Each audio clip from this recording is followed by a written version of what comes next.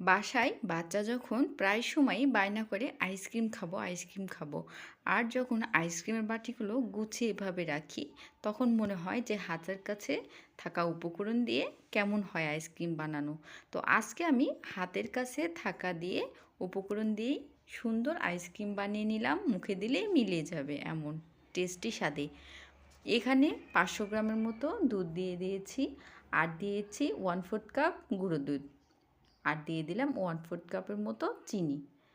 এবার এখানে 3 টেবিল চামচের মতো কর্নফ্লাওয়ার দিয়ে দিচ্ছি, 2 চামচের মতো পানি দিয়ে গুলে নিচ্ছি। আর ওইদিকে দুধটাকে ঘন করে নিয়েছি। ঘন করে নেওয়ার পরে এই যে মিক্সারটাকে দিয়ে দিলাম। এবার অনবরত নাড়তে হবে। দেখুন নাড়তে নাড়তে কিন্তু ঘন হয়ে গিয়েছে। আর চুলার জালটাকে একদমই লো করে দিতে হবে, নয়তো পুড়ে যাবে। এবার নামিয়ে নিতে হবে। কিছুটা ঠান্ডা করে নেওয়ার পরে বাটিগুলোতে দিয়ে দিচ্ছি। আর এই বাটিতে পরিবেশন করার পরে আমার কাছে মনে হয়েছে ঠিক একদম কেনার মতো। এবার চীনাবাদাম ভেজে নিয়েছি, নিয়ে কিছুটা গুঁড়ি করে উপরে দিয়ে দিয়েছি, তাহলে দারুণ মজার একটি ফ্লেভার আসবে। আর দেখতেই পাচ্ছেন যে সবচেয়ে বড় মেহমান সে কিন্তু নিজে নিজেই সাহায্য করে দিচ্ছে আমাকে। আর এবার ফ্রিজে রেখে দিচ্ছি, ডিপে 8 থেকে 10 ঘন্টা মতো রেখে দেব।